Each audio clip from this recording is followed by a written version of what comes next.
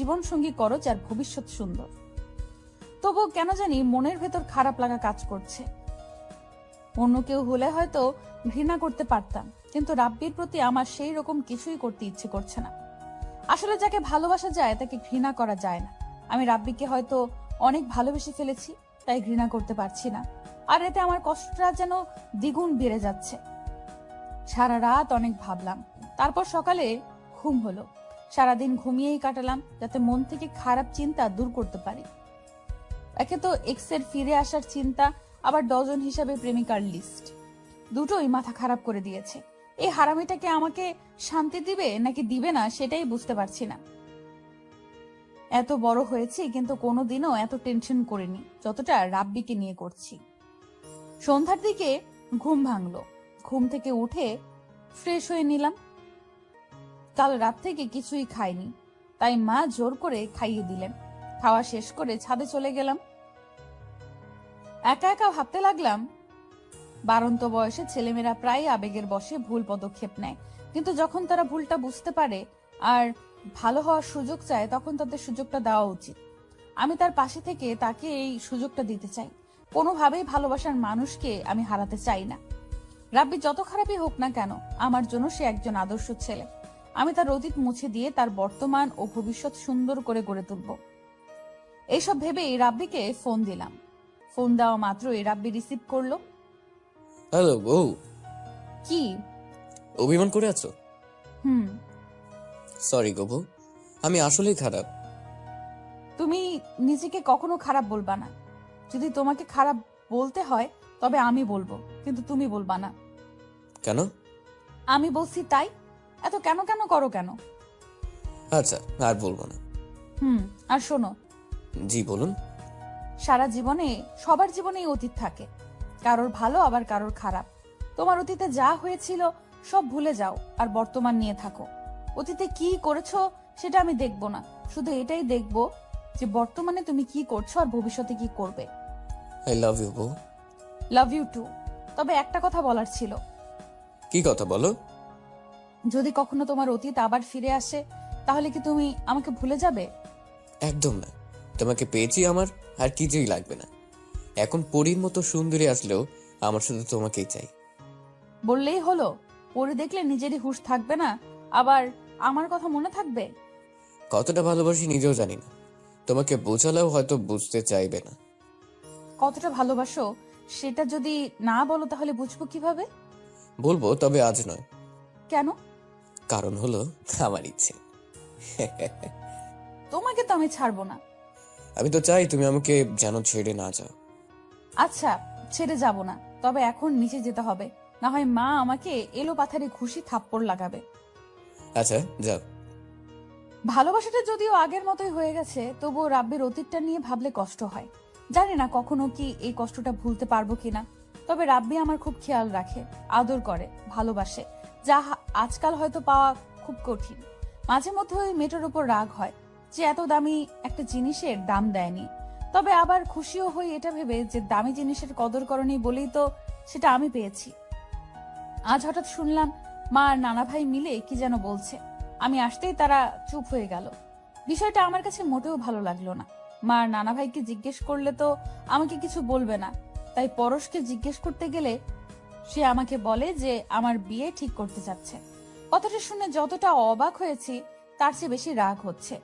মাকে কিছু বলেও লাভ নেই, কারণ আমার কথা মা শুনবে না।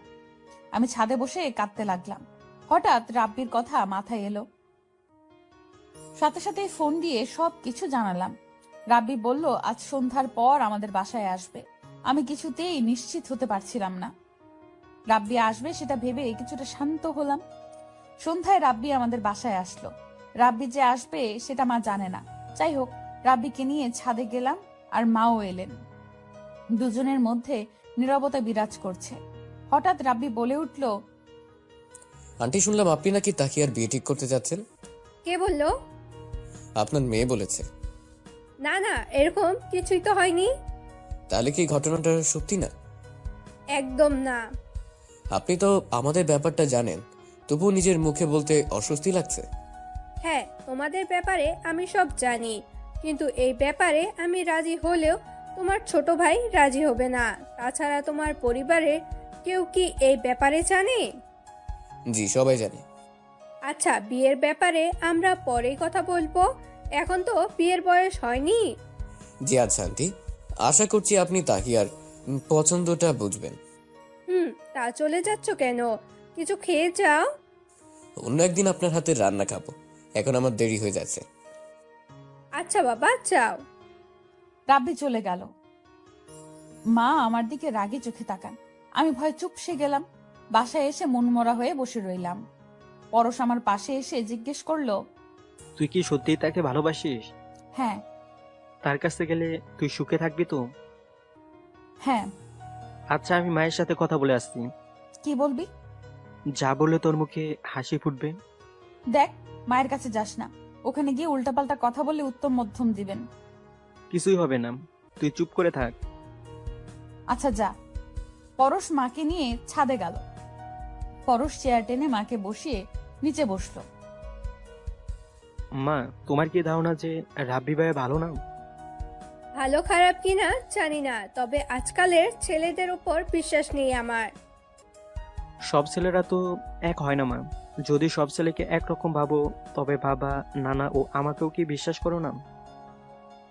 একদমই অবিশ্বাস করি না। মেয়েটাকে নিয়ে চিন্তা হয়, তাই সহজে কাউকে বিশ্বাস করতে পারছি না। তোমরা যদি তোমাদের পছন্দের ছেলের সাথে আপুর বিয়ে দাও, ওই ছেলেটা যে ভালো হবে সেটার কি কোনো গ্যারান্টি আছে? তুই কি বলতে চাচ্ছিস? দেখো মা, স্বামী স্ত্রীর মধ্যে যদি ভালোবাসা না থাকে, তাহলে তারা সংসার করবে কিভাবে? তাছাড়া বিয়েতে ছেলে মেয়ে উভয়ের মতামত জানা প্রয়োজন। আপু ওই ছেলেটার সাথে সুখে থাকবে, আর তুমি যদি চাও তোমার মেয়েটা সুখে থাকুক, তাহলে ভাইয়াকে নিজের ছেলের মতো বিশ্বাস করো। দেখবে কখনো ধোকা দিবে না। যদি আমার মেয়েটা সুখী না হয় তবে? যদি তোমাদের পছন্দে বিয়ে করে সুখী না হয়, তবে সারা জীবন তোমাদের দোষ দিবে, এমনকি মরলে পরেও তোমাদের বলবে তোমরা তো চলে গেলে আর আমাকে এই কষ্টের মধ্যে রেখে গেলে। আর যদি নিজের পছন্দের ছেলেকে বিয়ে করে, তবে যদি সুখী নাও হয়, তবুও তখন তোমাদের দোষী ভাববে না, কারণ সিদ্ধান্তটা সে নিয়েছিল। তাহলে এখন কি করব? রাজি হয়ে যাও। আচ্ছা, আমি ভেবে দেখবো, কিন্তু কোনো উল্টাপাল্টা কাজে জড়িত পেলে রেহাই নেই। আচ্ছা, কাঁদছিস কেন? আমার ছোট ভাই যে এত বড় হয়ে গিয়েছে আমি জানতামই না। এই জন্যই তো তোকে ছোট বোন বলে রাখি। আমি হেসে দিলাম। তারপর রাতে রাব্বিকে মেসেজে সব জানালাম। রাব্বিও পরশের প্রচুর প্রশংসা করলো যে এত কম বয়সে এত সুন্দর বুঝে, আবার আমাকেও কথা শোনালো আমি নাকি পরশের মতো বুঝদার নই। যাই হোক, মা রাজি হলো। এখন কলিজা ঠান্ডা। আমি খুশিতে রাব্বির সাথে কথা বলা মাত্রা বাড়িয়ে দিলাম। আমার এই অবস্থা দেখে মায়ের রাগ বেড়ে গেল। টানা 7 দিন আমার সাথে একটু কথাও বলেনি। আমি বিষয়টা বুঝতে পারলাম না। পরে জানতে পারলাম আমার কথা বলা দেখে রাগ করে আছেন। আমি আর পরশ বসে আছি, এমন সময় মা এসে পরশকে বললেন, তোর বোনকে জানিয়ে দে এই ছেলের সাথে যোগাযোগ রাখলে আমার সাথে সম্পর্ক বাদ দিতে হবে। হঠাৎ কি হলো? তোর বোনের ব্যাপারে পুরোপুরি রাজি হওয়া আগে এতটা বেড়ে গেছে। যদি রাজি হই তাহলে কি করবে কে জানে। মা, আমি তোমাকে বন্ধুর মতো ভাবি, তাই যে কেউ ফোন দিলে তোমার সামনেই কথা বলি, যাতে তুমি সন্দেহ করতে না পারো। তুমি যদি বলো আমি কথা বলা কমিয়ে ফেলবো, তবু সম্পর্ক বাদ দিতে বলো না। আমি 2টা অপশন দিলাম, হয়তো এই ছেলেকে নয়তো আমি। মা, মাথা ঠান্ডা কর। দেখলি তো মা কি বললো? কান্না থামা, না হলে সমাধান দেব না। কিসের সমাধান? কান্না থামা, না হলে কিছুই বলবো না। আচ্ছা এবার বল। সর্বপ্রথম মাকে বলবি ভাইয়ার সাথে তোর সম্পর্ক বাদ। দ্বিতীয়ত মায়ের সব কাজে তুই সাহায্য করবি। তৃতীয় আর শেষ কৌশল হলো ভাইয়ার সাথে কথা বলার মাত্রা কমিয়ে ফেলবি, যাতে মা বুঝেন তুই সম্পর্ক বাদ দিয়ে দিয়েছিস। আচ্ছা, এতে কি মা পরিবর্তন হবেন? আরে দূর, তুই এই 3টা ফর্মুলা মেনে চল, বাকিটা আমি দেখছি। আচ্ছা। পরশের কথা মতো নিয়ম মেনে চললাম। আশ্চর্য, মা একেবারে স্বাভাবিক হয়ে গেলেন। ছোট ভাইয়ের মাথায় এত বুদ্ধি কিভাবে? নিশ্চয়ই প্রেম করে, না হলে এত বুদ্ধি আসবে কোথা থেকে? যাই হোক, একদিন মা আমাকে একা ডেকে পাঠালেন। আমি ডাক শুনে ভয় ভয়ে গেলাম। ভয় পাওয়ার কারণ আছে। যতবার মার কথা বলার জন্য ডাকেন, ততবারই কোনো না কোনো বাস খাই, সেটা নিশ্চিত। মা ডেকেছো? হ্যাঁ, বসো এখানে। হ্যাঁ বলো। ছেলেটার সাথে এখনো সম্পর্ক বাদ দেওনি তো? বাদ দিয়েছি। তাহলে তোতলা? মানে আমি জানি সম্পর্ক বাদ দেওনি। তোমার বাবা রাব্বিকে পছন্দ করেছেন আর বিয়েতে মতো দিয়েছেন। ও, আপনাদের তো বলা হয়নি। 18ই ডিসেম্বর 2018 সালে আমার কবুতরটা আমাদের বাড়িতে গিয়েছিল। সাথে ইমরান আর সানজিদও গিয়েছিল। সানজিদ হলো আমার ক্লাসমেট আর রাব্বির ভাতিজা। মা তখন আমাদের ব্যাপারটা তেমন জানতেন না, তাই দাওয়াত দিয়েছিলেন। আর কাকপক্ষের দল দ্বিতীয়বার বলার সুযোগ না দিয়েই সোজা বেহায়ার মতো আমাদের বাড়িতে চলে এসেছিল। সেদিন প্রথমবার বাবা রাব্বিকে দেখেন আর তখনই পছন্দ করে ফেলেন। যাই হোক, সেদিন আমার কবুতরটা পুরো রাক্ষস হয়ে গিয়েছিল। একের পর এক রুটি খাচ্ছে আর মাংসের বাটি খতম করেই যাচ্ছে। রুটি মাংস খাওয়া শেষ করে চা খেতে বসলো, সাথে পুরো এক প্লেট বিস্কুট শেষ। আমাকে একটাবার খাওয়ার কথা পর্যন্ত বললো না। এগুলো খেয়েও পেট ভরেনি। ফল মূল সব খেয়ে উজাড় করে দিচ্ছে। এত পেটুক আমি জীবনেও দেখিনি। যাই হোক, সেদিন আমাদের ঘরে দুর্ভিক্ষ দেখা দিয়েছিল। এবার বর্তমানে ফিরে আসি। আমার তো খুশিতে ইচ্ছে করছে প্লাজো দিয়ে লুঙ্গি ডান্স দিতে। তারপরও ইচ্ছেটার উপর পাথর চেপে ধরলাম। মনে মনে খুশি হয়ে ডান্স করার দরকার নেই। মা কিভাবে জানলো? তোমার চোখ খুশিতে চিকচিক করছে, তাই বুঝতে পেরেছি।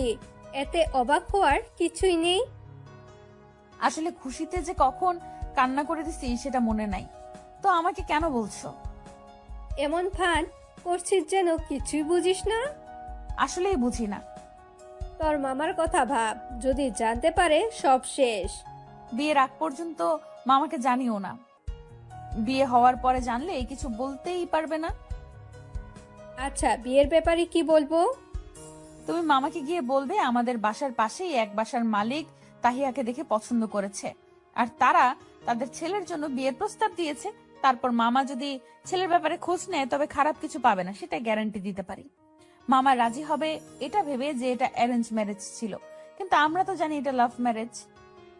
তুই দিন দিন বেয়াদব হয়ে যাচ্ছিস। এত বড় মিথ্যা কথা আর নিজের মুখে এসব বলছিস, লজ্জা করে না? ভালো বুদ্ধি দিলাম, তবুও কথা শুনলাম। বুদ্ধি ভালোই লেগেছে, কিন্তু তোকে দেখতে এখন ভালো লাগছে না। যা এখান থেকে। রাগে বলছো নাকি মন থেকে বলছো? রাগে বলছি।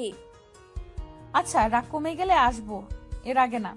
আমি 32টা দাঁত বাহির করিয়া মেলাইতে মেলাইতে সোজা রুমে আইলাম।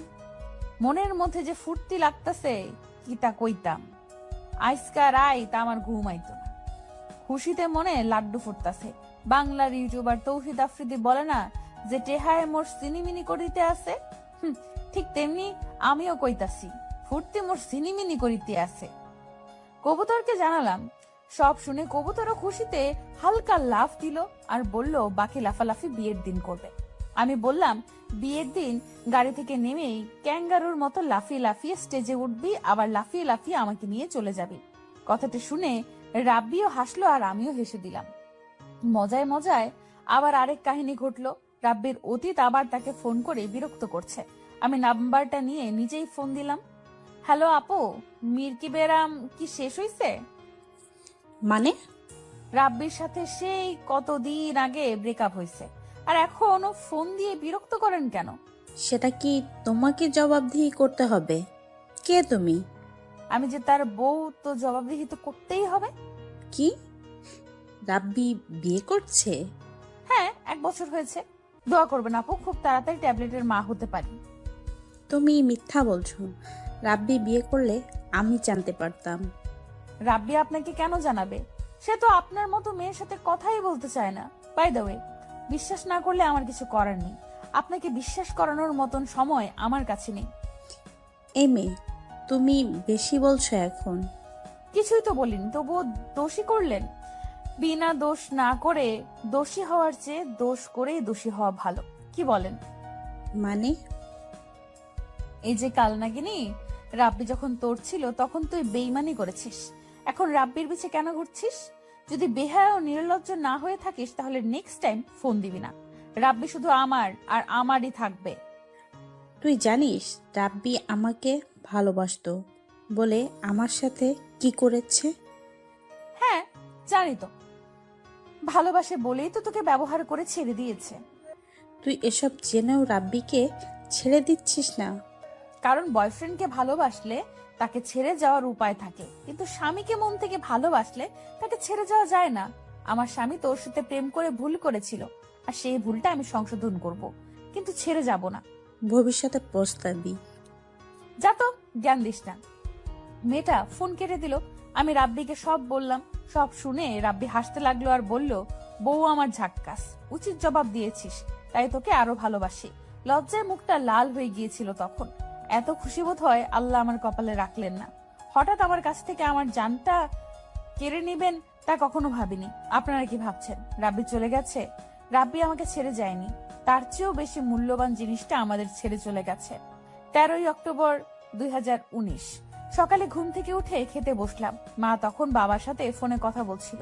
কথা বলা শেষ হলে মা রান্নাঘরে চলে যান, আর আমি খাওয়া শেষ করে প্লেটটা ধুয়ে এসে টিভি দেখতে বসলাম।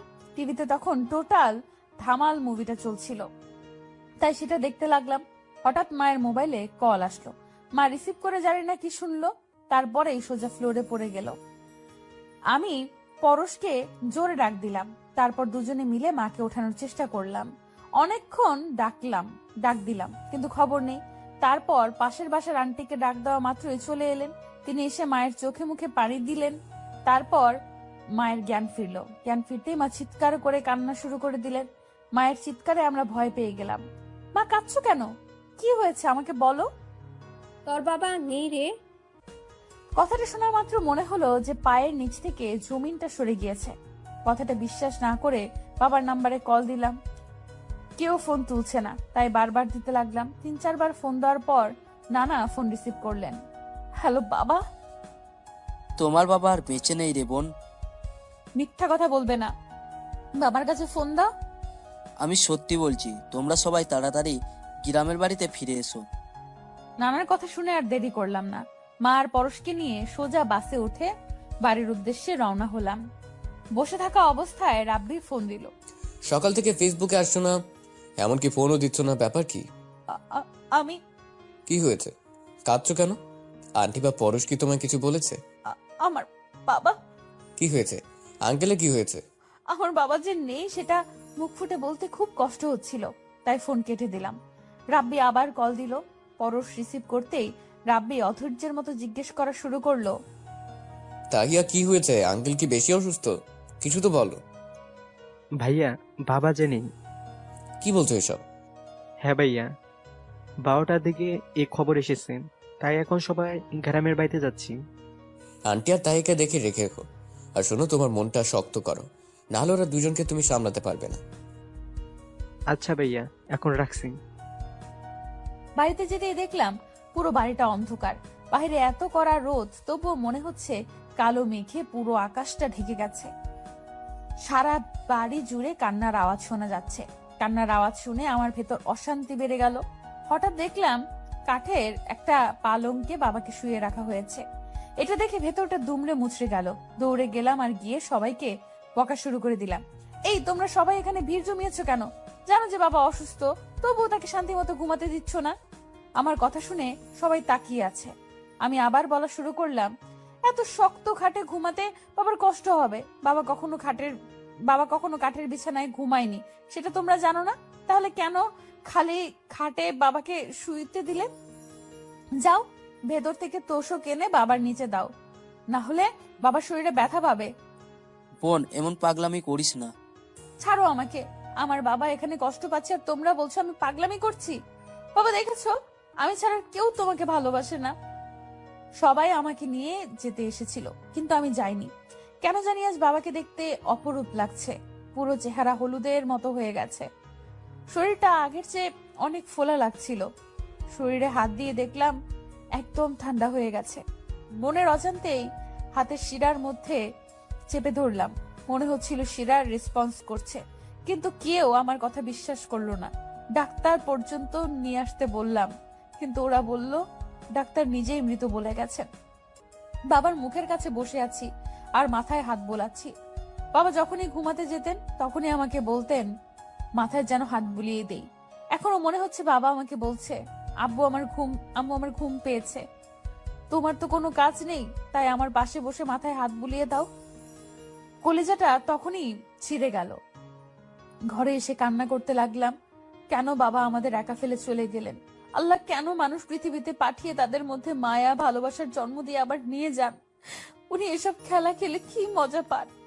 হে আল্লাহ, আমি কোনোদিন তোমার কাছে কিচ্ছু চাইবো না, শুধু আমার বাবাকে তুমি ফিরিয়ে দাও। কিন্তু আল্লাহ আমার কথা শুনলেন না। উনি আমার বাবাকে ফিরিয়ে দিলেন না। কাঁদতে কাঁদতে চোখের পানি শুকিয়ে গেছে। সারাদিন কিচ্ছু খাইনি আর কান্নাকাটি করেছি, তাই শরীরটা অচল হয়ে পড়েছিল। এদিকে মাকে সান্ত্বনা দিচ্ছি সবাই, কেউ কেউ মাথায় পানি দিচ্ছে।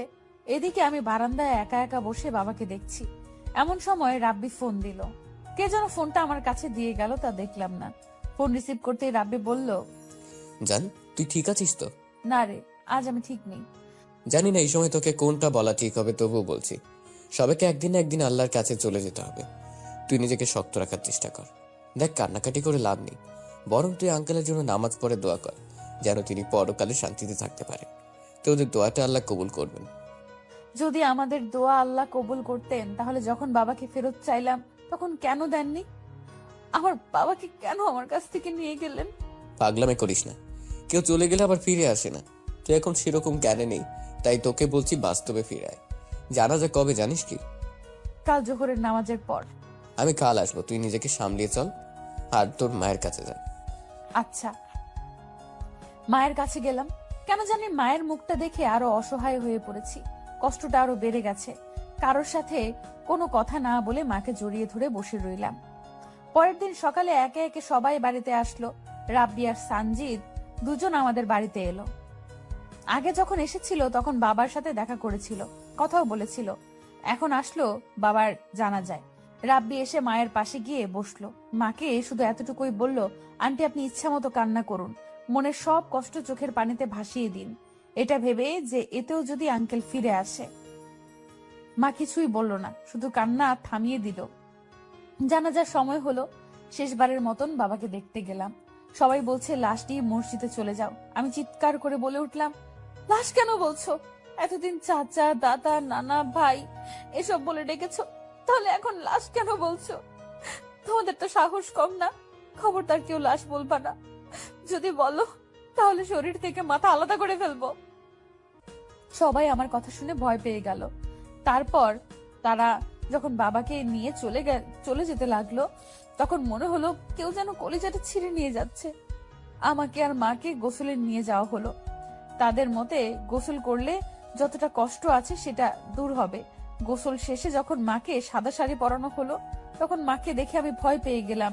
আমি রেগে গিয়ে বললাম, তোমরা কি শুরু করেছো? আমার মাকে সাদা শাড়ি কেন পরিয়েছো? এটা খুলে ফেলো, না হলে তোমাদের আস্ত রাখবো না। এক মহিলা বলে উঠলো, মা পাগলামি করো না, তোমার মাকে অন্তত আজ এই শাড়িটা পরে থাকতে দাও, কাল থেকে না হয় তোমার পছন্দের কাপড়ই পরবে। আমি কাঁদো কাঁদো কণ্ঠে বললাম, আমি মাকে এই অবস্থায় দেখতে পারছি না, প্লিজ তোমরা হয়তো এই শাড়িটা খুলে ফেলো, না হয় আমার সামনে থেকে মাকে নিয়ে চলে যাও। সবাই মাকে নিয়ে চলে গেল। এদিকে জানাজা শেষে রাব্বি এসে আমার সাথে দেখা করে সান্ত্বনা দিয়ে চলে গেল। একে একে সবাই চলে গেল।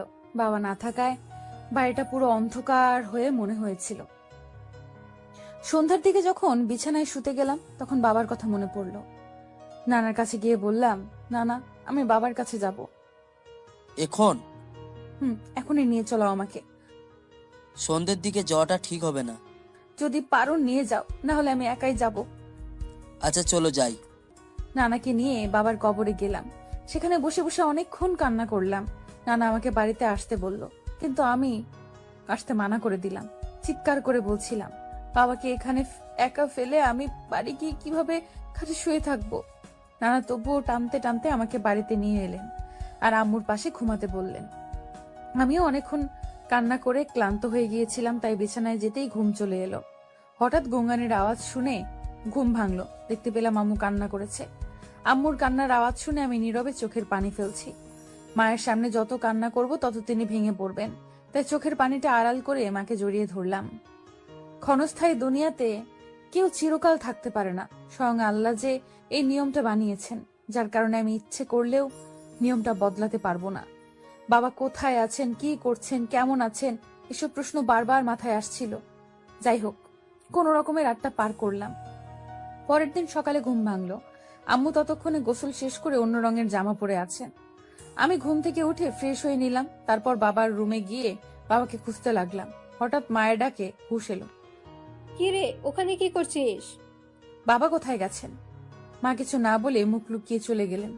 আমার ধারণা ওনার চোখে পানি ছিল, যা আমাকে দেখতে দেয়নি। হঠাৎ আমার মনে হলো বাবা তো নেই। এই কথাটা মনে হওয়া মাত্রই নিজেকে কেমন জানি খালি খালি লাগছিল।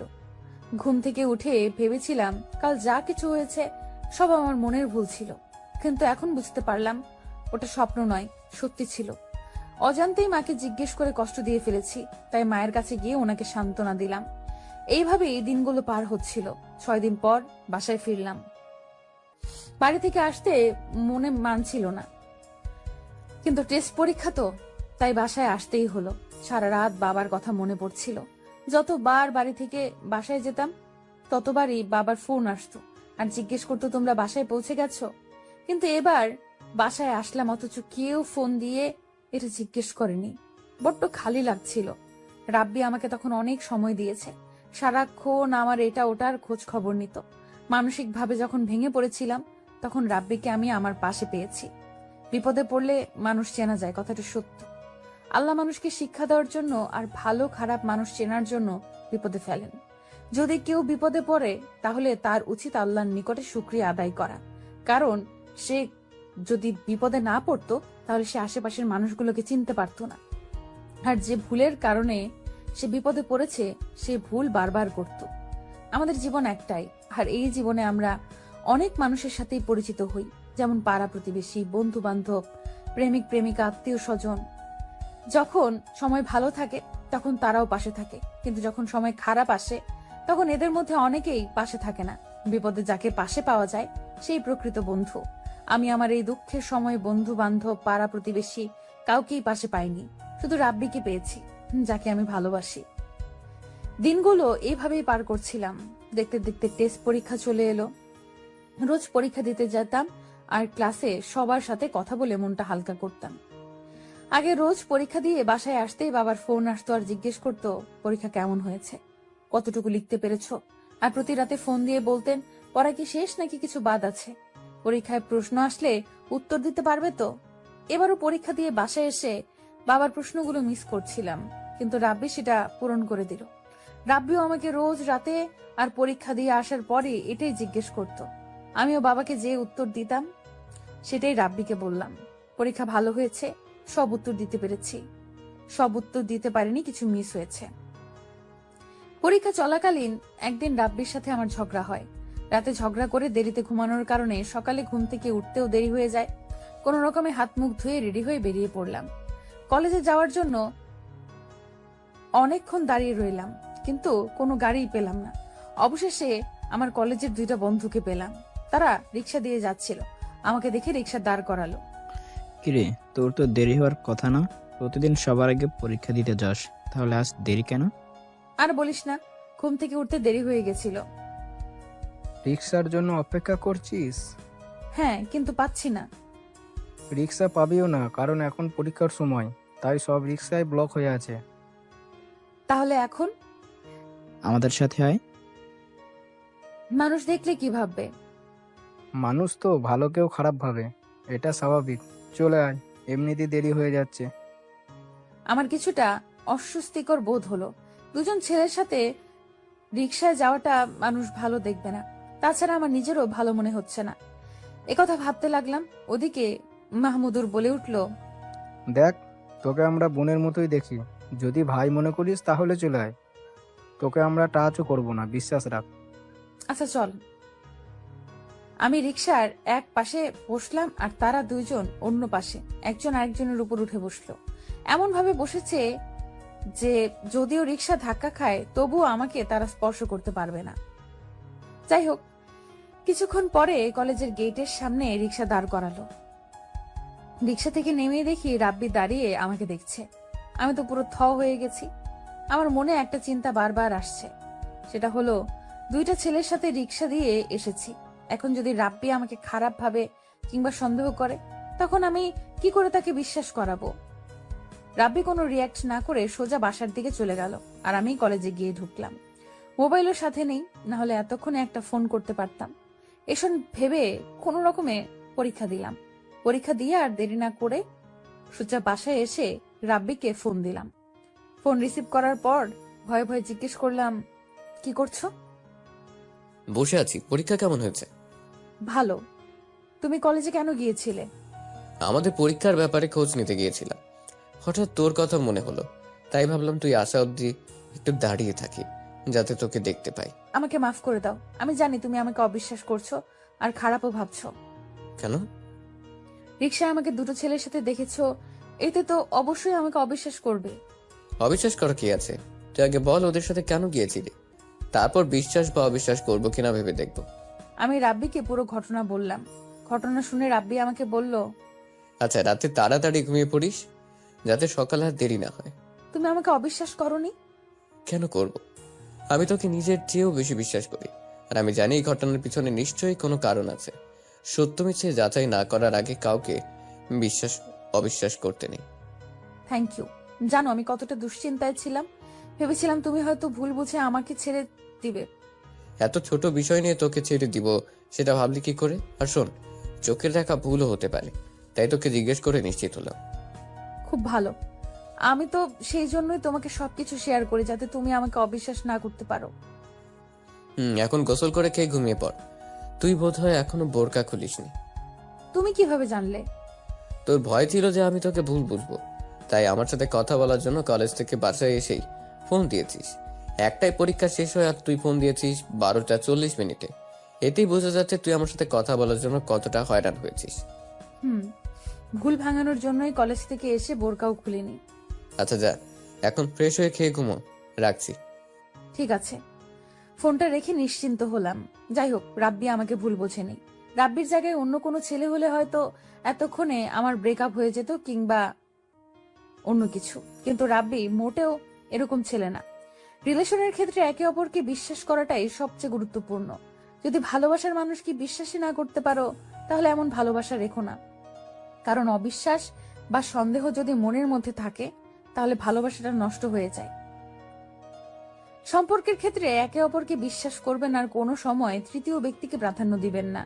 যদি কখনো কোনো কথা মনে সন্দেহের সৃষ্টি হয় তাহলে আপনার ভালোবাসার মানুষের সাথে বসে এই ব্যাপারে সোজাসাপটা কথা বলেন। এতে করে আপনাদের মধ্যে যে ভুল বোঝাবুঝির সৃষ্টি হওয়া আশঙ্কা থাকবে সেটা দূর হবে। আমাদের সম্পর্কটা এমন, তাই তো আমাদের মধ্যে কোনো ঝগড়া ঝামেলা নেই, খুব শান্তিতে দিনকাল কাটছে। যাই হোক, এইভাবেই দিনকাল যাচ্ছিল। টেস্ট পরীক্ষা শেষ, এখন পড়ার চাপ আরো বেড়ে গেল। এইচএসসি পরীক্ষার ভালো রেজাল্ট করতে হবে, না হলে রাব্বি আমাকে মেরে ফেলবে সেই হুমকি দিয়েছে। ভয়ে পড়ার মাত্রা আরো বাড়িয়ে দিলাম। জানুয়ারির শেষের দিকে বাণিজ্য মেলা শুরু হলো। আমি তো কয়েকদিন পরপরই মেলায় যাই। একদিন রাব্বিকে ফোন দিয়ে বললাম, কিন্তু সে আসতে চাইলো না। আমি কান্না করে ফোন কেটে দিলাম। সন্ধ্যার দিকে রাব্বি ফোন করে বলল, মাত্র 5 মিনিট সময় দিলাম, বোরকা পরে নিচে আয়। কেন? পুরো কথা বুঝিয়ে বললে 1 ঘন্টা লাগবে, আর আমার সময় মাত্র 5 মিনিট, তাই কথা না বাড়িয়ে রেডি হয়ে নিচে চলে আয়। আচ্ছা আসছি। তাড়াতাড়ি বোরকা পরে নিচে নেমে গেলাম। গিয়ে দেখি রাব্বি দাঁড়িয়ে আছে। আমি যেতেই একটা টমটমে উঠে আমাকে ইশারা করলো। আমিও গিয়ে উঠে পড়লাম। আচ্ছা, আমরা কোথায় যাচ্ছি? মেলায়। তুমি না বললে যাবে না? আমার যখন যা ইচ্ছে হয় তাই বলি, কেন তোর কথা শুনে চলতে হবে নাকি? আমি সেটা বলিনি। চুপ থাক। একটা লাস্ট প্রশ্ন। বল। আমরা মেলায় যাব, এই কথাটা তো 2 সেকেন্ডে বলা যায়, তাহলে 1 ঘন্টা লাগবে কেন বলছিলে? কারণ তুই কান্না করে ফোন রেখে দিয়েছিস, আর ফোনে যদি বলতাম আমরা মেলায় যাব, তখন তুই বলতিস যে পারলে একা যাব, তবুও তোর সাথে যাব না, বা তুই সবার সাথে ঘুরতে পারিস একমাত্র আমি বাদে, ব্লা ব্লা ব্লা। এসব শুনে ঝগড়া হতো, আর এই ন্যাকামি ভাঙতে আমার 1 ঘন্টা লেগে যেত। তাই তখন তোকে বলিনি। খুব ভালো করেছিস। অবশেষে মেলায় এসে অনেকক্ষণ ঘুরে তারপর বাসায় চলে এলাম। ভেবেছিলাম সকালে মেলায় আসবো, কিন্তু রাব্বি রাতে এলো। রাতে আসায় একদিকে ভালোই হয়েছে, এত সুন্দর লাইটিং দেখতে পেয়েছি। এইভাবে আরো কয়েকদিন রাব্বির সাথে মেলায় গেলাম। রাতে যাওয়ায় আম্মু অনেক বকাঝকা করেন, কিন্তু কোনো না কোনো ভাবে আম্মুকে মানিয়ে নিতাম। সাল 2020, কোভিড-19 কারণে সরকার পুরো বাংলাদেশ লকডাউন দিল। এই লকডাউনে আমাদের কলেজ, কোচিং সব বন্ধ হয়ে গেল। বাসায় থাকতে থাকতে অসহ্য লাগতো। সারাদিন কোনো কাজ না থাকায় রাব্বির সাথেই কথা বলে অনেকটা সময় কাটাতাম। এই লকডাউনের মধ্যেই রোজার সময় এসে গেল।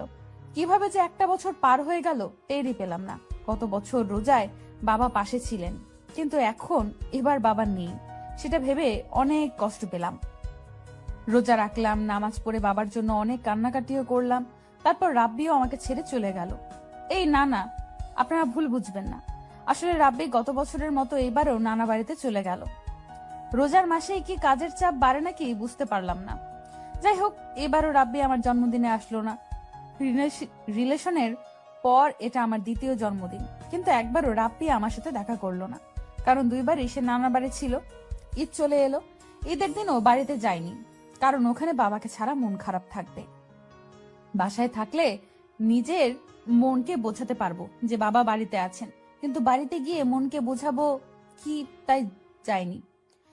1 জানুয়ারি 2020, এই দিনটা আমার কাছে খুব স্পেশাল দিন ছিল, কারণ এই দিনে আমি আমার আরেক মায়ের সাথে দেখা করেছিলাম। আপনারা হয়তো ভাবছেন আরেক মা আবার কে? আসলে উনি আমার রাব্বির মা, মানে আমার শাশুড়ি, কিন্তু উনি আমাকে মা বলতে বলেছেন। আর আমাকে তিনি নিজের মেয়ের মতোই আদর করেন, তাই ওনাকে আমি আমার আপন মায়ের মতোই মনে করি। রাব্বির সাথে আবার ছোটখাটো একটা বিষয় নিয়ে ঝগড়া হয়েছিল, আর আমি রাগের বশে বলেছিলাম, তুই যে আমাকে ভালোবাসিস এবং বিয়ে করবি, তার প্রমাণ কি? রাব্বি আমাকে এমন একটা প্রমাণ দিল যে আমি সেটা কল্পনাও করতে পারিনি। রাব্বির মায়ের নাম্বার আমার কাছে ছিল, কিন্তু আমি কখনো ফোন দিইনি। রাব্বিকে প্রায়ই বলতাম, তোর মায়ের নাম্বার আমার কাছে আছে, আমি কিন্তু ফোন দিয়ে কথা বলবো। উত্তরে সে বলতো, আমি জানি আমাকে না জানিয়ে তুই ফোন দিবি না, আর যদিও ফোন করিস তাহলে কোনো সমস্যা নেই। আজ রাব্বির মায়ের নাম্বার থেকে আমার কল করা হয়। নাম্বারটা দেখে ভেবেছিলাম রাব্বি বোধহয় কল দিয়েছে, তাই রিসিভ করে জোরে বলে উঠলাম, হ্যালো। অপর পাশ থেকে বলল, হ্যালো, তুমি কি তাইয়া? জি, আপনি কে? আমি রাব্বির মা। আসসালামু আলাইকুম। আসলে আমি চিনতে পারিনি। তুমি বিকেল 5টার দিকে আমাদের বাসায় আসবে। রাব্বির মাকে মিষ্টিমা বললাম। আচ্ছা। ফোনটা কেটে দিলেন। আমি রাব্বিকে ফোন দিলাম। কিরে হতচ্ছাড়া, তুই মাকে কি বলেছিস? মা তোকে কি বললো? বললো আজ বিকেল 5টায় তোদের বাসায় আসতে। তো আয়। হঠাৎ এসব কেন? তুই না সেদিন বললি যে ভালোবাসি আর বিয়ে করব, তার প্রমাণ কি? এখন বাসায় এসে প্রমাণ নিয়ে যা। ওটা তো আমি রেগে বলেছিলাম। রাগে বলেছিস নাকি ঠান্ডা মাথায় বলেছিস তা আমি জানি না। এখন মায়ের সাথে দেখা করতেই হবে। আমায় ফাঁসাইলি রে, আমায় ডুবাইলি রে, নাকানি চুবানি খাওয়াই আমার ইয়ালে। ওয়াও, কত সুন্দর গান। চুপ কর, টেনশনে মুখ দিয়ে বের হয়ে গিয়েছে। আচ্ছা চুপচাপ চল। আচ্ছা, আমি রেডি হয়ে নিলাম। বিকেল 5টায় গিয়ে দাঁড়িয়ে রইলাম। মা এসেছে দেখে আমার ভয়টা আরো বেড়ে গেল। উনি আমাকে ছাদে নিয়ে গেলেন, একটা চেয়ারে আমাকে বসতে দিলেন। রাব্বিও মায়ের কাছে এসে বসেছিল, কিন্তু মা রাব্বিকে চলে যেতে বলেন। ভয় ঢুকে গেল, না জানি এখন উনি কি বলবেন। মিষ্টি মা হঠাৎ শান্ত কণ্ঠে আমাকে জিজ্ঞেস করলেন, তোমাদের ব্যাপারে আমি সব জানি। আমি ভালোবাসা নামক শব্দটাকে সাপোর্ট করি। দেখো, আমাদের কিছু ঝামেলা আছে, সেগুলো সেরে উঠতে পারলেই বিয়েটা হবে। এর আগ পর্যন্ত তুমি কি অপেক্ষা করতে পারবে? আসলে আমারও পড়া শেষ হয়নি, তাই অপেক্ষা করতে আমার কোনো সমস্যা নেই। ভালো। তো তোমার মায়ের সাথে কি কথা বলতে হবে? জি, উনি চাচ্ছেন যেন আপনাদের সাথে কথা হয়। আচ্ছা, আমরা আগামী সপ্তাহে যাব। জি আচ্ছা। তারপর রাব্বির বাবার সাথে কথা হয়। কথা শেষ করে বাসায় চলে আসি। যাই হোক, যতটা ভয় পেয়েছিলাম ততটাই ভয় হচ্ছে না এখন। বাসায় এসে মাকে জানাই। মাও কিছুটা খুশি হলেন। দেখতে দেখতে সপ্তাহ পেরিয়ে গেল। মিষ্টি মা, বাবা, রাব্বির বড় ভাই বাসায় এলেন। আমরা আমাদের সামর্থ্য অনুযায়ী তাদের আপ্যায়ন করলাম। বিয়ের দিন তারিখ পাকা না হলেও বাকি সব ঠিক করে রাখলেন। বিয়ের কথা উঠতেই তারা যৌতুকের দাবি করে বসলেন। এই আধুনিক যুগে যৌতুক বিষয়টা ভাবাচ্ছে আমাকে। আমার সব চিন্তা ভাবনা দূর করে ওনারা যে দাবি করলেন, এতে আমি পাতাল থেকে উঠে এলাম। যেহেতু আমার ছেলের বিয়ে, তাই মেয়ের বাড়ি মানুষের কাছে তো সামান্য কিছু দাবি থাকবে, দাবি করব, এটাই স্বাভাবিক। তো আপনারা যৌতুকে কি কি দিবেন? আসলে আমরা তো আপনাদের মতো নেই, আপনারা যা চাইবেন তাই দেওয়ার চেষ্টা করব। আমাদের সিমেন্টের একটা দুতলা পুকুর লাগবে, সিমেন্টের তৈরি কাঁথা বালিশ, ডাবল টিনের গরু বাছুর লাগবে। আসলে বুঝতে পারিনি, সিমেন্টের বিছানা ও বালিশটা মানতে কষ্ট হলেও সিমেন্টের দুতলা পুকুর কোন দেশে বানায় সেটা আমার জানা নেই। মিষ্টিমা হেসে দিয়ে বললেন, আসলে যৌতুক জিনিসগুলো নিবে, সেগুলো যেন আজীবন মজবুত থাকে, সেই জন্য সিমেন্টের তৈরি চাচ্ছিলাম। এগুলো কোথায় পাওয়া যাবে আমাকে যদি বলেন তাহলে আমি দিতে পারবো। মিষ্টিমা, বাবা ও ভাই তিনজনই হেসে উঠলেন। মিষ্টিমা আমার মাকে বললেন, আমাদের যৌতুকের কিছুই লাগবে না, সেটা আপনি কি এখনো বুঝতে পারেননি? ও, যাই হোক, দুই পরিবার কিছুক্ষণের মধ্যেই নিজেদেরকে মানিয়ে নিল। এতে আমি তো অনেক খুশি। এদিকে রাব্বি বেচারা আমাকে একের পর এক ফোন দিয়েই যাচ্ছে। আমাদের বাসায় কি কথা হচ্ছে সেগুলো জানার জন্য পাগল হয়ে আছে। কিন্তু আমিও কম না, আমি বলেছি পরে কথা হবে, এখন অবস্থা খুব সিরিয়াস। রাব্বি টেনশনে আছে আর এদিকে আমি মজা নিচ্ছি। যাই হোক, তারা অনেকক্ষণ কথাবার্তা বলে চলে গেলেন। যাওয়ার আগে মিষ্টি মা আমাকে বললেন আমি যেন ওনাকে মা বলেই ডাকি। অবশ্য ওনাকে আমি আরো আগে থেকেই মা বলেই সম্বোধন করতাম। মা, বাবা ও ভাই চলে যাওয়ার পর আমি সবকিছু গোছগাছ করে রাব্বিকে ফোন দিলাম। ফোন রিসিভ করেই আমার কানটা ঝালাফালা করে দিল।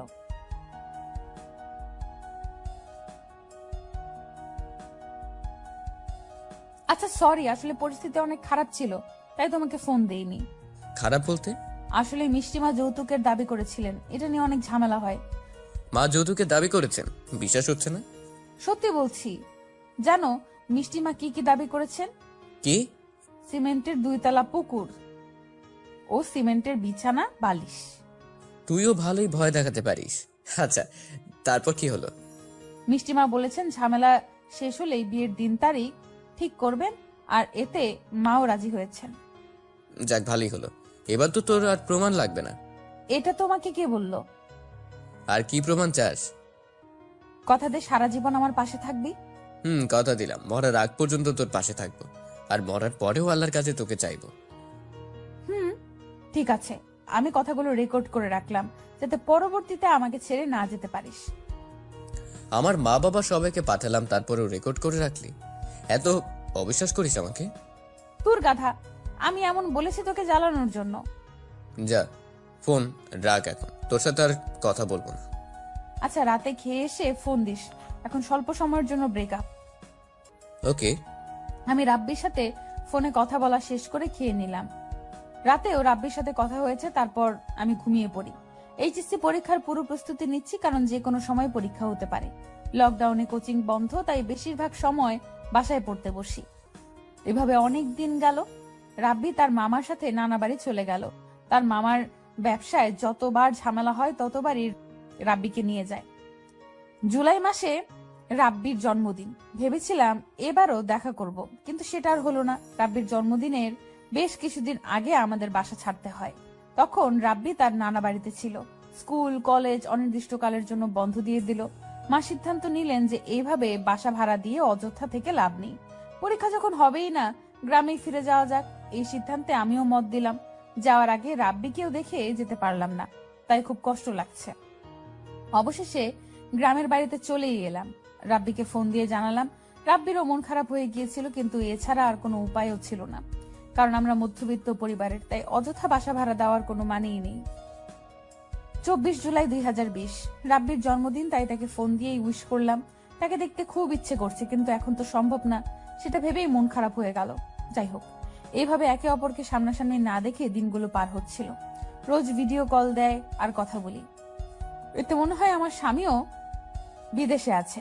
তবে স্বামী বিদেশ থাকলে বেশিরভাগ মহিলারা ইমোতে কথা বললেও আমার ক্ষেত্রে জোকারবারের সম্পত্তিটাই বেস্ট মনে হয়েছে, মানে ফেসবুক প্লাস মেসেঞ্জার আর কি। শুনেছি দূরত্বে ভালোবাসা কমে না। আসলে এই কথাটা ঠিক, আমাদের মধ্যে দূরত্ব ছিল কিন্তু আমাদের ভালোবাসা আগের মতোই আছে। রোজ আমাদের কথা হয় আর আগের মতোই একে অপরের সাথে সবকিছু শেয়ার করি। ভেবেছিলাম এতটা দূর এসেছি, এতে বোধহয় ভালোবাসাটা কমে যাবে, কিন্তু মোটেও এমন হয়নি। আর এতে আমি অনেকটা নিশ্চিন্ত, কারণ প্রতিনিয়ত রাব্বিকে হারানোর চিন্তা আমাকে ভিতরে ভিতরে কুড়ে খাচ্ছে। এটা নিয়ে রাব্বিকে প্রায়ই বলি, কিন্তু রাব্বি আমাকে আশ্বাস দেয় যে সে বেঁচে থাকতে আমাকে ছাড়া কোথাও যাবে না। আসলে ভালোবাসাগুলো এমনই হয়, কাছের মানুষটাকে হারানোর ভয় থাকে। অন্য কোনো মেয়ে কিংবা ছেলের সাথে কথা বললে মনে হিংসা হয়। যদিও রাব্বি এমন না, তবুও মেয়েগুলোর বিশ্বাস নেই। আমার এমন সুন্দর কবুতর দেখে যে কোনো মেয়েই ধরে নিয়ে যেতে পারে। রাতেও ভয়ানক স্বপ্ন দেখে লাফিয়ে উঠি আর সকালে রাব্বিকে গালাগালি করি।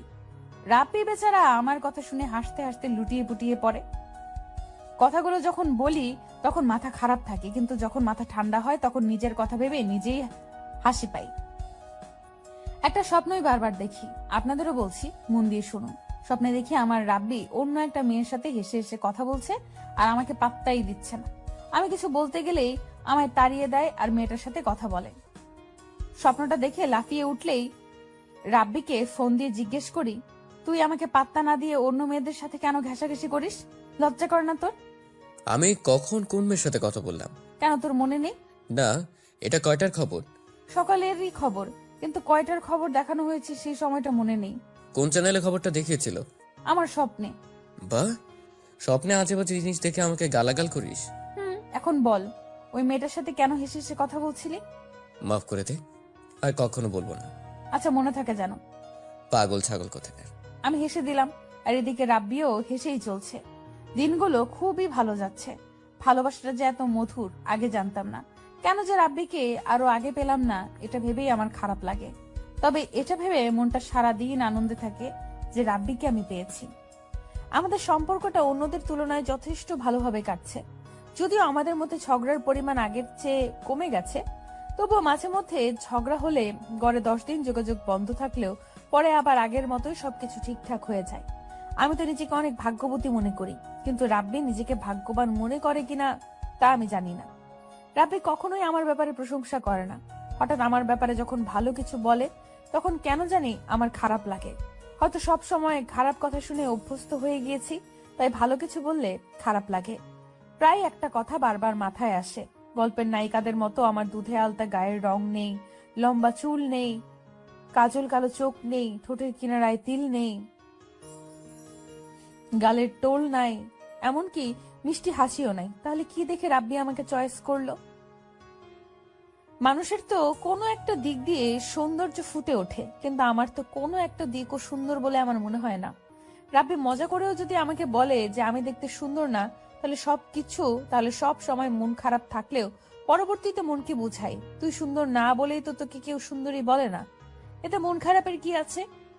তারপরে এটা ভেবে নিজেকে নিয়েই ট্রল করি যাতে অন্যের মুখে হাসি ফুটে ওঠে। রাব্বিকে হাসানোর জন্য প্রায় নিজেকে নিয়ে আজে বাজে কথা বলি। রাব্বি ভাবে যে আমি তার সাথে ফাজলামো করছি, কিন্তু রাব্বি জানে না যে আমি কথাগুলো যখন বলি তখন কষ্টটা কি পরিমাণ হয়। কালো রং আমার খুব পছন্দ, কিন্তু যখন রাব্বি বলল কালো কিছু পরলে কোনটা রং আর কোনটা তুই সেটা বোঝাই যাবে না, সেদিনের পর থেকে কালো রঙের কোনো জামা আমার আর পরতে ইচ্ছে হয় না। কালো রঙের প্রতি আমি দুর্বল, কিন্তু শুধু রাব্বির কথাটা চিন্তা করে পড়ি না। আসলে আল্লাহ সবাইকে বানিয়েছেন, তাই এতে কে সুন্দর কিংবা কুৎসিত সেটা বিচার করা আমরা কেউ নই। নিজেকে এটা ভেবে সান্ত্বনা দেই যে দুনিয়াতে কত মানুষ আছে যাদের চোখ হাত পা নেই, তাদের তুলনায় আল্লাহ আমাদের যথেষ্ট ভালো রেখেছেন। এটা শুকরিয়া আমাদের সারা জীবন আদায় করা উচিত, কিন্তু আমরা সেটা না করে আরো মানুষের সৌন্দর্য নিয়ে উঠে পড়ে লেগেছি। সবাইকে বিনীতভাবে অনুরোধ করছি যে কাউকে নিয়ে কিছু বিচার করার আগে চিন্তা করুন যে আপনার শরীরেও যদি আল্লাহ কোনো একটি ত্রুটি রেখে সৃষ্টি করত, তাহলে আপনাকে নিয়েও মানুষ এমন সমালোচনা করত। আজ আপনি অন্যের ব্যাপারে সমালোচনা করছেন, কাল অন্যরা আপনাকে নিয়েও সমালোচনা করবে, এটাই দুনিয়ার নিয়ম। যাই হোক, রাব্বি আমার ব্যাপারে প্রশংসা না করলেও আমাকে ভালোবাসে, এটাই আমার কাছে অনেক। আমি এই ভালোবাসা নিয়েই সারা জীবন থাকতে রাজি। আর যেমনি হোক না কেন, সে মুখে যা বলে কাজে তাই করে, এই জিনিসটাই আমার পছন্দ। তার মনে কোনো ভেজাল নেই, মিথ্যা কথা বলে আমাকে স্বপ্ন দেখায় না, বরং যা বাস্তব সেই কথাগুলো আমাকে মানিয়ে নিতে বোঝায়। অনেক ছেলেরাই মেয়ে পটানোর সময় বলে, তোমাকে আমি রানী বানাবো, তোমাকে কখনো কষ্ট দিব না, তোমাকে সারা জীবন সুখে রাখবো, আরো কত কিছু। কিন্তু রাব্বি এমন কিছুই বলেনি। সে আমাকে বলেছে, তোমাকে বউ করে ঘরে তোলার পর ঘরে সব দায়িত্ব তোমার, তুমি ঘরের কাজকর্ম করবে, মা বাবার সেবা করবে, আর আমাকে ভালোবাসবে। তুমি যদি আমার কথা মেনে চলো তাহলে তুমি সুখী থাকবে, কিন্তু যদি আমার কথা অমান্য করো তাহলে কষ্ট পাবে। কথা দিচ্ছি, আমার কথা শুনে চললে আজীবন তোমায় সুখে রাখবো। কথাগুলো সোজাসাপটা বলায় আমি খুশি হয়েছিলাম। প্রত্যেকটা মেয়ে বিয়ের পর ঘরের কাজকর্ম করতে হয়, শ্বশুর শাশুড়ির সেবা করতে হয়, স্বামীর কথা মেনে চলতে হয়, এটাই হলো বাঙালি মেয়েদের নিয়ম।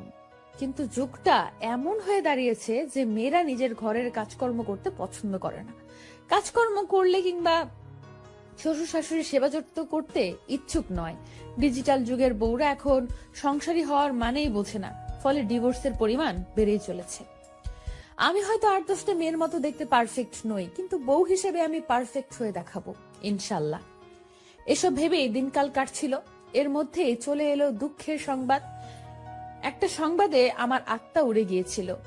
সারা বছর কষ্ট করলাম, আর শেষ পর্যায়ে যখন কষ্ট ত্যাগ করলাম তখন খবর এলো যে যারা এখন কষ্ট করতে পারবে তারাই ফল ভোগ করতে পারবে। কিন্তু আমার জন্য এখন কষ্ট করা অনেকটা ভারী হয়ে এসেছিল। 6 অক্টোবর 2020 খবর এলো যে আগামীকাল আমাদের এইচএসসি পরীক্ষার রুটিন দেওয়া হবে। ভয়ে সন্ধ্যার দিকে পড়ায় বসেছিলাম। রাত 9টা অবধি পড়ার পর ভাবলাম কাল রুটিন দেওয়ার পর পড়বো, এখন রেস্ট নেই। পরের দিন বিকালে হঠাৎ খবর এলো সবাইকে দীপু আপা জানে অটো প্রমোশন দিয়ে দিছে। ওরে আল্লাহ, আমার খুশি দেখে কে। সারা বাড়ি জুড়ে হই হুল্লোড় করে বেড়াচ্ছি। আমার বাড়ির সবার কান গরম হয়ে গেছে। সবাই একই কথা জিজ্ঞেস করছে, কেন বাদরের মতন লাফাচ্ছি। আমি উত্তর না দিয়ে লাফিয়েই যাচ্ছি।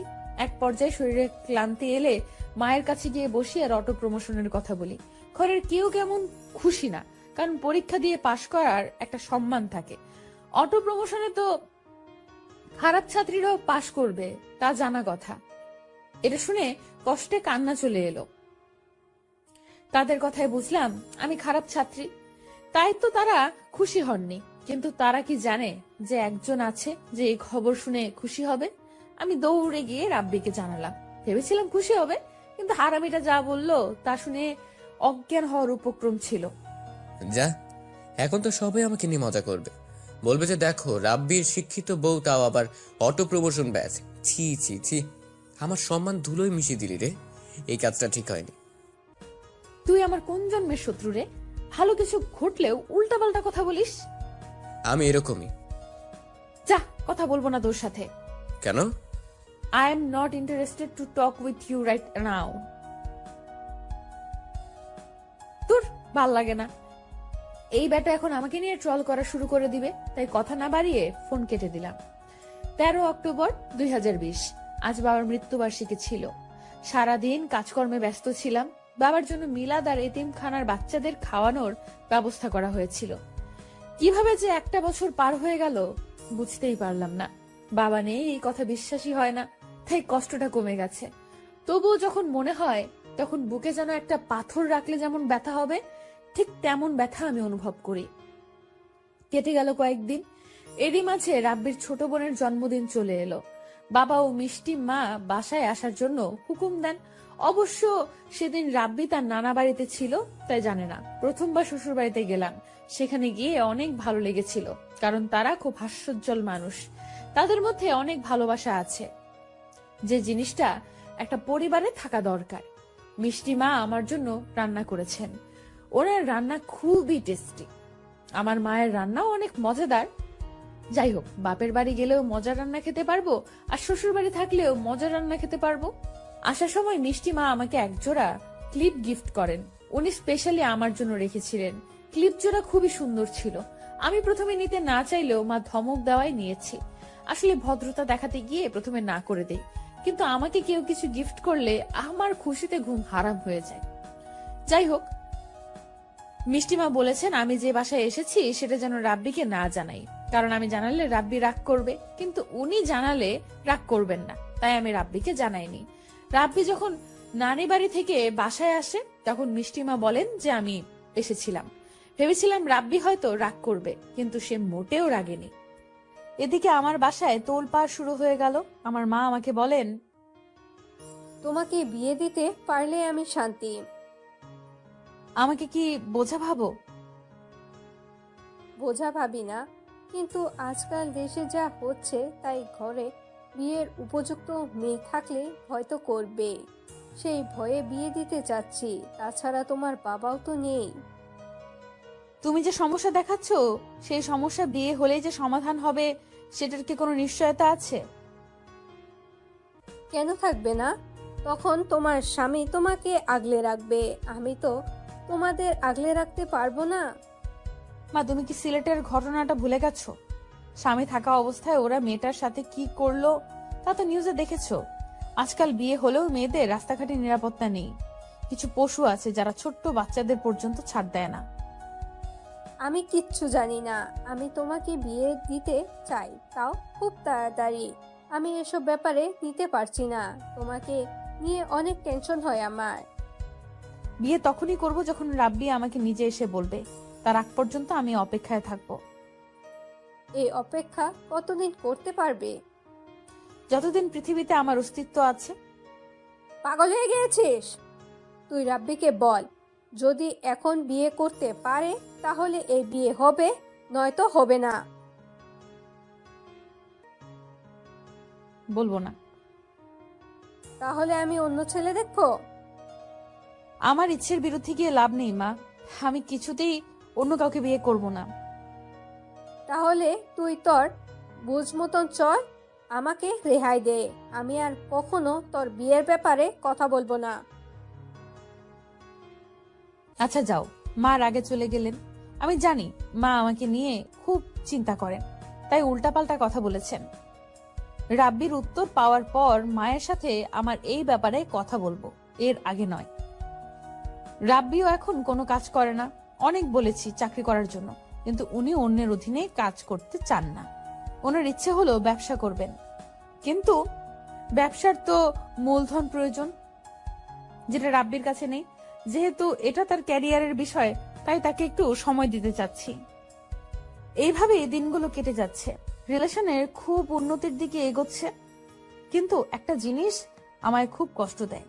আমি আগেও রাব্বিকে বলেছি, অতীতে একবার চলে গেছে সেটা মনে না রাখাই ভালো। কিন্তু রাব্বি প্রায়ই কথার ছলে তার পুরনো প্রেমিকার কথা আমাকে বলে। আমি চাই ওসব ভুলে গিয়ে রাব্বিকে নিয়ে নতুন করে চলতে, কিন্তু রাব্বি মনে করিয়ে দেয়। তখন একই সময়ে আমাকে বউ ও বেস্ট ফ্রেন্ডের অভিনয় করতে হয়। যখন রাব্বি তার মনের কথাগুলো আমাকে বলে আর এতে আমি কিছুটা কষ্ট পাই, তখনই বউ থেকে বেস্ট ফ্রেন্ডে চলে যাই। বেস্ট ফ্রেন্ডের মতো তার মনের কথাগুলো শুনি আর তার সাথে এই ব্যাপারে কথা বলি। আবার যখন এসব কথা শেষ হয় তখনই বউয়ের মতো আচরণ করি। বউ হলে হয়তো এগুলো শুনলে কষ্ট পেত, কিন্তু একজন বেস্ট ফ্রেন্ড এগুলো যেমন শুনতে পারে তেমনি এই ব্যাপারে কথাও বলতে পারে। একই সময়ে যে মেয়ে বউ ও বেস্ট ফ্রেন্ডের মতো আচরণ করতে পারে সেই সম্পর্কে কোনো ভেজাল প্রবেশ করতে পারে না। আমিও সেই রকমই হওয়ার চেষ্টা করি, আর রাব্বিও আমাকে বেস্ট ফ্রেন্ডের মতো আমার কাছে সবকিছু শেয়ার করে, যেটা আমার সবচেয়ে বেশি ভালো লাগে। ছেলেটা যদিও আবেগের বশে কিংবা দুষ্টুমি করে একাধিক রিলেশনে জড়িয়েছিল, তবে এখন সে সম্পূর্ণ ভালো হয়ে গেছে। এইভাবেই দিনগুলো পার হচ্ছিল। দেখতে দেখতে বছরটা খুব তাড়াতাড়ি কেটে গেল। নতুন বছরের আনন্দে মন কিছুটা খুশি। রাব্বি আমাকে আগেই বলেছে যে আজ রাত 12টায় পার্টি হবে, তো সারাদিন প্লাস সারা রাত কথা হবে না। আমিও তাকে কিছু বলিনি। এটা অবশ্য আমার আগেরই অভ্যাস। রাব্বির কোনো কাজে আমি কখনো বাধা দেইনি, এমনকি রাগও করিনি। আমি চাই ও সম্পূর্ণ স্বাধীনতা নিয়ে চলুক। আর ওই হারামি আমাকে যেসব রুলস দিয়েছে তা শুনে প্রথমে অজ্ঞান হয়ে যায়। আপনাদেরও রুলস গুলো বলি। 1, কোনো ছেলে বন্ধু থাকা যাবে না। 2, কোনো ছেলে বন্ধুর সাথে কথা বলা যাবে না। 3, ফেসবুকে পরিচিত ছাড়া অন্য কারো রিকোয়েস্ট একসেপ্ট করা যাবে না, আর ছেলে হলে হাজার পরিচিত হোক না কেন একসেপ্ট করা যাবে না। 4, তাকে না জানিয়ে বাইরে কোথাও ঘুরতে যেতে পারবো না। 5, রাত 12টার পর ফেসবুকে থাকা যাবে না। এসব রুলস শুনে মাথা ঘুরছিল। প্রথমে রাগ উঠলেও পরে বুঝতে পারি যে বেচারা আমাকে ভালোবাসে ও অনেক কেয়ার করে, তাই হয়তো এগুলো বলেছে। তাই আমিও লক্ষ্মী মেয়ের মতো তার কথা পালন করা শুরু করি। অনেকে আমাদের রিলেশন দেখে আফসোস করে, নয়তো জেলাস হয়। আমার বন্ধুরা প্রায়ই আমাকে বলে, তোর মতো একটা বাধ্য প্রেমিকা যদি আমিও পেতাম। আসলে রাব্বি ভাই অনেক ভাগ্যবান যে তোকে পেয়েছে। আবার অনেক বন্ধুরা তাদের গার্লফ্রেন্ডদেরকে বলে যে তাহিয়ার মতো হওয়ার চেষ্টা করো, দেখো না কিভাবে রাব্বি ভাইয়ার সব কথা মেনে চলে, তুমিও তো আমার কথা মেনে চলতে পারো। এসব শুনে অনেক ভালো লাগতো। আসলে আমাদের সম্পর্কটা তাদের জন্য একটা আইডল হয়ে দাঁড়িয়েছে। তারা আমাদের অনুসরণ করতে চায়, কিন্তু ধৈর্যের অভাবে পারে না।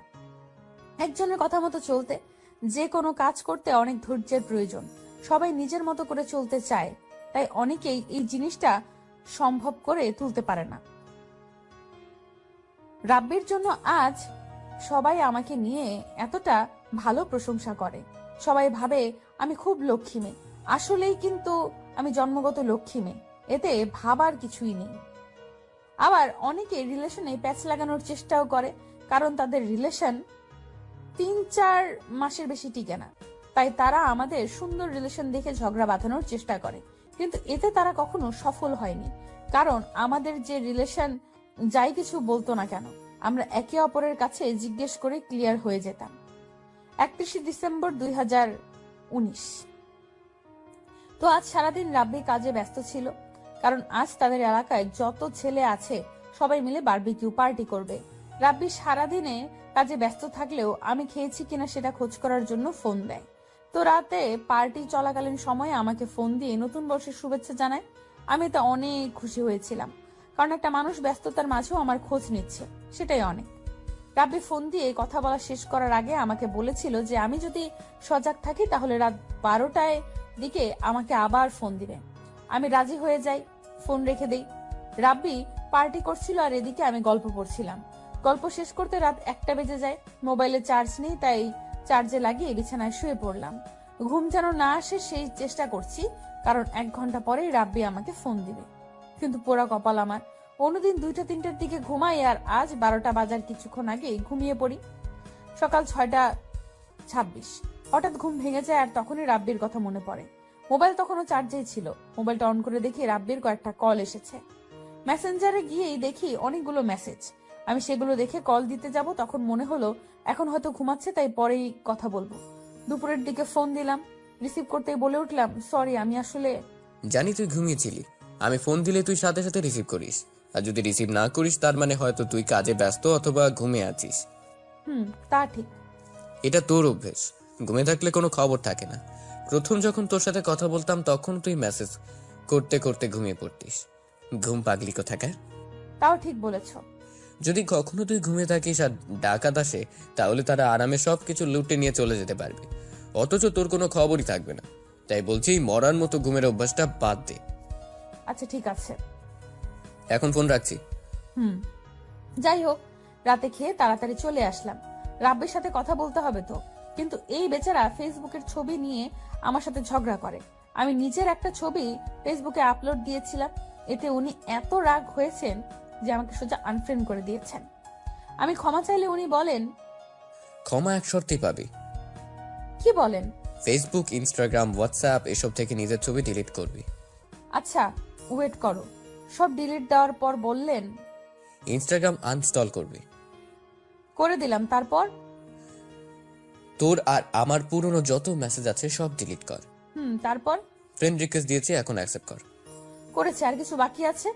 কানে ধরে সরি বল। কানে ধরলাম, আর I am sorry. Next time যেন এরকম ভুল না হয়। আচ্ছা। আমি জানি সব কাজ করতে বলেছি আর তুই করেছিস, কিন্তু কষ্ট পাসনি। কিন্তু আমাদের পুরনো মেসেজ ডিলিট করার কথাই তুই কষ্ট পেয়েছিস।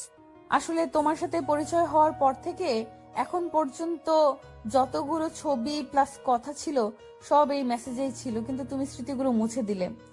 এটা তোর শাস্তি ছিল, আর কখনো এমন করবি না। I am sorry. আর তুমি সরি বলো কেন? দোষ তো আমার, তাই শাস্তি পেয়েছি। সরি তো আমার বলা উচিত। যা এখন ফ্রেশ হয়ে নে, কেঁদে সাগর বানিয়ে ফেলেছিস। আচ্ছা একরাশ অভিমান ও কষ্ট নিয়ে ফোন রেখে দিলাম। মনে কষ্ট নিয়ে হাসি মুখে রাব্বির সাথে কথা বলা শেষ করলাম। আমাকে সোজা বললেই হতো ছবিগুলো ডিলিট করে দে। একটা ছবির জন্য আমাদের পুরনো স্মৃতিগুলো কিভাবে মুছে দিতে পারলো। অন্যান্য দিনের মতো আজও রাব্বি আমাকে নিয়ে একই মজা করলো। মজার বিষয়টা ছিল আমার কুৎসিত চেহারা নিয়ে, কিন্তু সেদিন কেন জানি খুব খারাপ লাগলো। নিজেই ভাবতে লাগলাম আমি এত বিশ্রী তাহলে কেন আমার পেছনে পড়ে আছে। কথাটা জিজ্ঞেস করার আগেই রাব্বি বলে উঠলো, তুই মন খারাপ করেছিস? দেখ, আমি শুধু মজা করছিলাম। প্রত্যেকবার আমাকে এসব বলে কি মজা পাও? আমি যখন এতটাই কুৎসিত তাহলে আমার পিছু ছাড়ছো না কেন? ছাড়বো না, মরার পরেও তোর সাথে থাকবো, আর এটাই আমার ইচ্ছে। ইচ্ছে থাকলে আমার কি? আমি তো চাই এই কালো অভিশাপ থেকে তোমাকে মুক্তি দিতে। আমার সাথে কেন নিজেকে জড়িয়ে জীবনটা নষ্ট করতে চাইছো? বিয়ের পর সবাই তোমাকে আজে বাজে কথা বলবে। তুমি জানো না এই পৃথিবীতে কালো মেয়েদের কোনো দাম নেই? জানি, কিন্তু আমার এই কালো মেয়েকেই চাই। আজ তোকে কিছু কথা বলবো, মন দিয়ে শোন। বলো। 12টা পর্যন্ত অনলাইনে আছি। জানিস, আমি ওকে সুন্দর মেয়েদের দেখলে প্রেমে পড়ে যেতাম।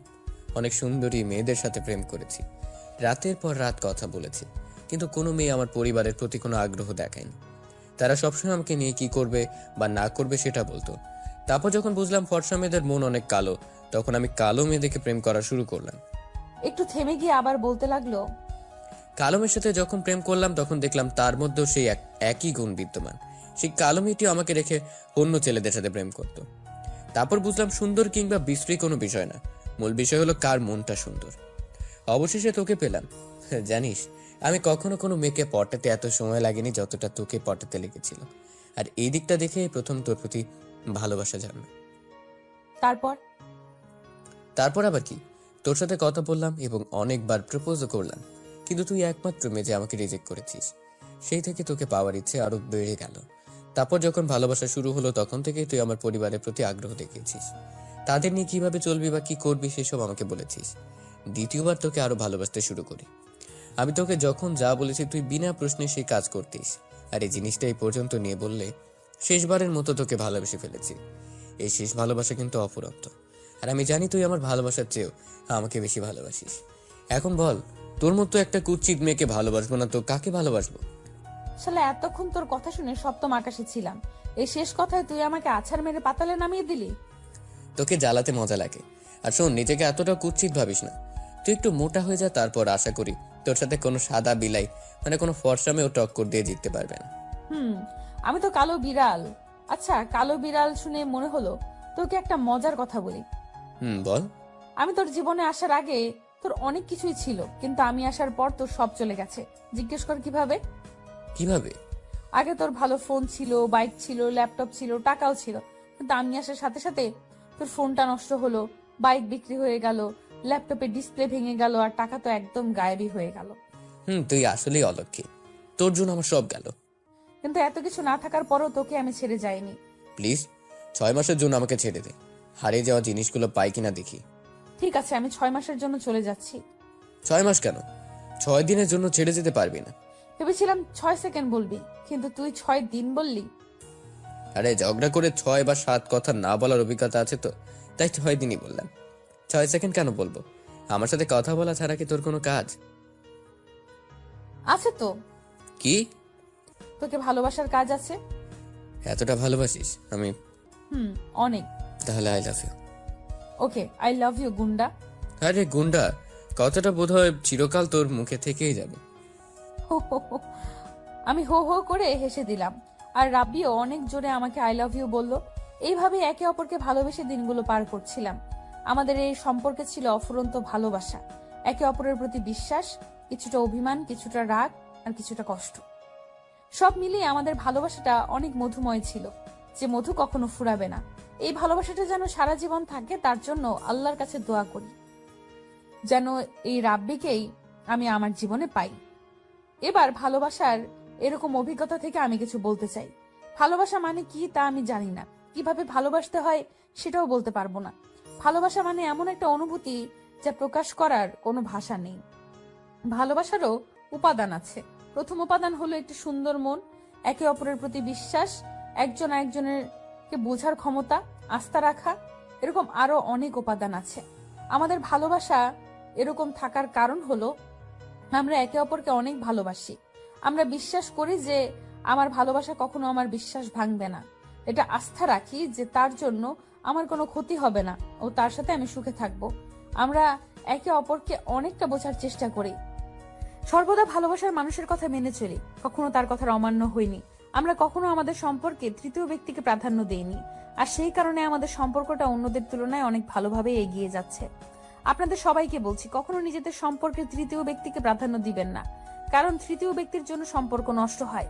আর মনে যদি কোনো কথা কিংবা সন্দেহ থাকে, সোজা নিজের ভালোবাসার মানুষকে জানান, এতে আপনার বিশ্বাস হারাবে না। যদি কোনো ভুল করেন তাহলে ক্ষমা চেয়ে নেবেন, কারণ একটা সরি বললে আপনি ছোট হবেন না, বরং একটা সরি না বলায় আপনাদের সম্পর্কের অবনতির দিকে যাবে। কখনো ভালোবাসার মানুষকে কিছু দেওয়ার পর তার কাছ থেকে কিছু পাওয়ার আশা করবেন না। এটা কারণ ভালোবাসতে হলে নিঃস্বার্থভাবে ভালোবাসুন। প্রকৃত ভালোবাসা তো সেটাই, যে ভালোবাসায় কোনো স্বার্থ থাকে না। ভালোবাসলে ত্যাগ স্বীকার করতে হয়, কখনো নিজের ইচ্ছাকে, কখনো নিজের স্বাধীনতাকে, কখনো নিজের ক্যারিয়ারকে, কখনো নিজের অস্তিত্বকে ত্যাগ স্বীকার করতে পারলেই ভালোবাসা মধুর হবে। ছেলে হোক কিংবা মেয়ে, সম্পর্কের ক্ষেত্রে উভয়কেই কিছু না কিছু ত্যাগ করতে হয়। তাই ত্যাগ করতে শিখুন, এতে আপনার ভালোবাসা কমবে না বরং বাড়বে, কারণ ত্যাগেই সুখ। সবার জীবনসঙ্গী ভালো নাও হতে পারে, তাই বলে কি তারা সঠিক ভালোবাসা কাকে বলে সেটা উপলব্ধি করতে পারবে না? হ্যাঁ পারবে, আর সেটা করবেন আপনি। যদি আপনার জীবনসঙ্গী খারাপও হয়, তবুও আপনি তার সাথে ভালো আচরণ করুন। একদিন না একদিন ঠিকই সে আপনার মর্ম বুঝবে আর আপনার কাছে ফিরে আসবে, কারণ খারাপকে ভালো করতে হলে তার সাথেও ভালো আচরণ করতে হয়।